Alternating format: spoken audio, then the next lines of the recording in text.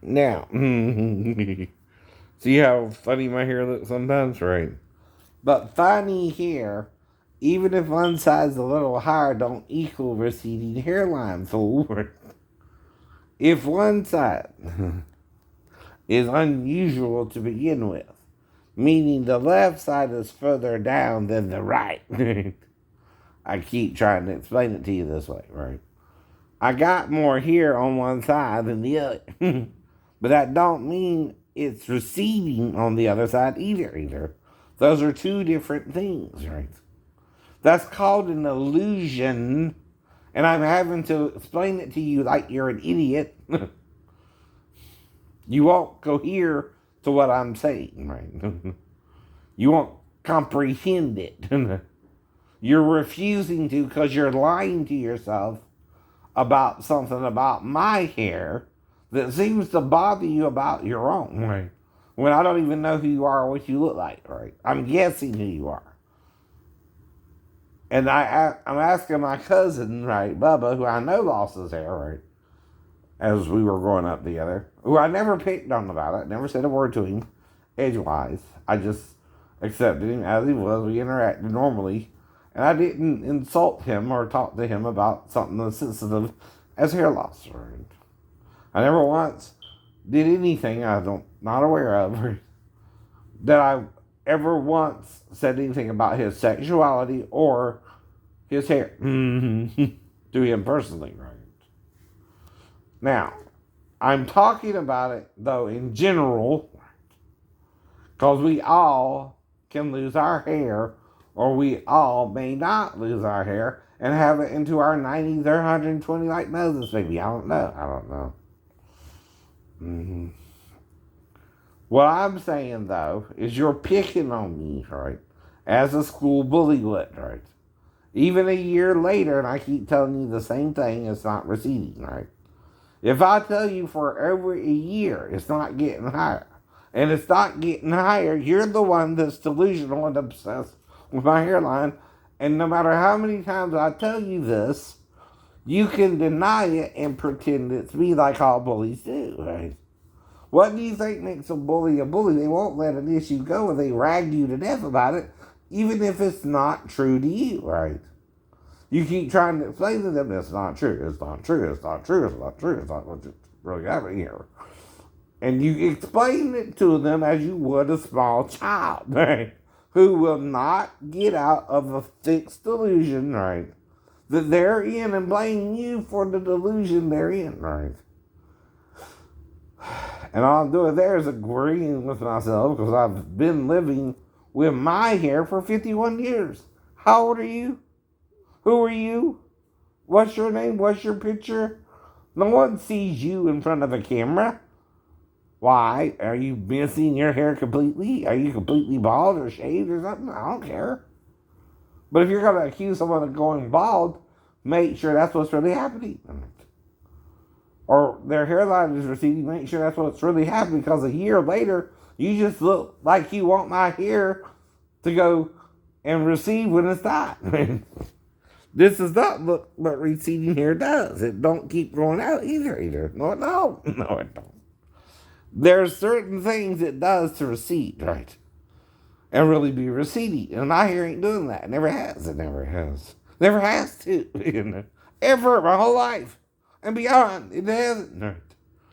Whether you believe it or not, I'm not here to convert you. I can't convert someone who refuses to listen. Not even trying to go there, right? But I am a Christian to a point, but I also see the Christians are wrong too. I'm trying to separate myself from that too. Right. I'm no longer what they called a Christian because they weren't really Christ-like.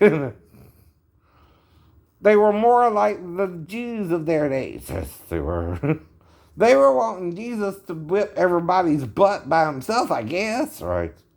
But even Joshua had the 300 at the Battle of Jericho, I guess, right? You know what I mean? You need a certain number of people, right, to fight a battle who are really on your side, right? Otherwise, you're gonna lose.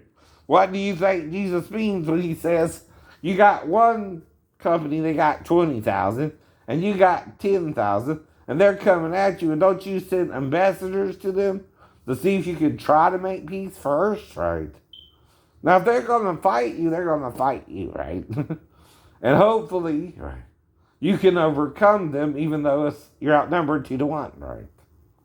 But if you can reach a truce with them, isn't it more prudent or wise to do that rather than fight them when you're outnumbered 2-1? Yes. Yes. Now, the problem with Jericho is they had this wall around the city, right? According to the tale, right? And no one could breach the wall. But the other problem about that wall is it also keeps you in the city and nothing can get in and out. If you keep reading further, you could get starved out that city. That's what happened, and that's part of how Titus defeated Jerusalem, and it got so bad that some people had to eat their own children to survive.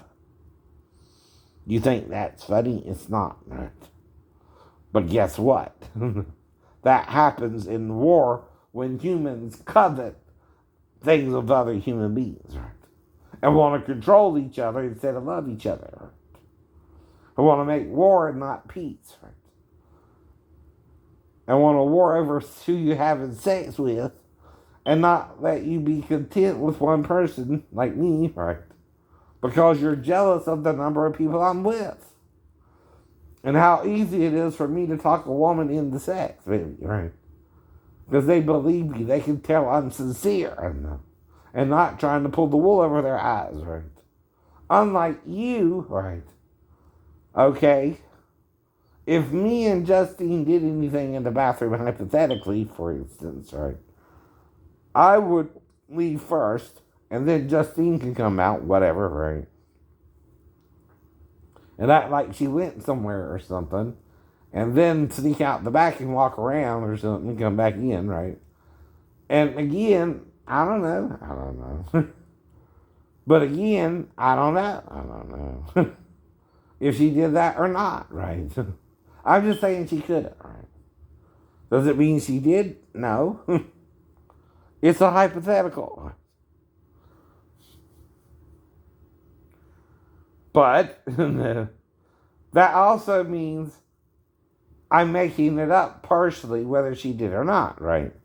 What I'm saying, though, is possible if we did have sex in the bathroom for me to go and sit back down and her act like she went off somewhere to her Uncle Tim and then come back into the store like, again, we didn't do anything, right? Whether we did or not, right? And like I said, I'm not there to have sex with Justine, but I wouldn't have a problem with it if we talked more intimately while we were being around each other, but I don't recall even talking to her that way, right? See, the first thing I knew about her, she was 19, going off to college, and probably had a boyfriend, right? So I tried not to even really talk to her, right? That's all I remember, right? But then when Tim hired me, she acted so weird about it, right? And started acting weird about me coming around, right, by that time, right? That she seemed like she was pretending I was stalking her when it's on my way home, right? His restaurant is, right? This was when I was living here in Fort Worth, right? It's not like I'm going out my way to stop by Tim's restaurant. No. Just to see her, right? But I don't mind looking at Asian women, stupid. I dreamt of one. How many? One. Not a party of Asian girls that I'm trying to get with. Usually it's one girl a man's after. It ain't gotta be you. In the billions of Asian women out there, by the way. Now, how many Chinese people did they say they are? About 1 or 2 billion, or whatever the number is. Half of that is girls, though still, they prefer boys to girls, which is sexist, by the way, Chinese people. Because, see, boys have an external strength, but girls have an internal strength, right? They give birth to your children. The boys can make one, right? but they don't really want to take care of one, right? That's what you need the female for, right? Even if you want to simplify it to that. Though also a woman can do things in the scientific and religious communities you don't let her do anymore, right? She too could be part of a sacrificial system or something like that, if you were to go back to that kind of thing, right? Whether you do or not, it's up to you too, right? Part of that, I think, because Moses talks about frying the meat as well, right? What you frying it for in the pan, right? To eat it? To eat it. See, if you're cutting up different animals, and some are a sacrifice, and some of it involves flour. You actually read it, by the way.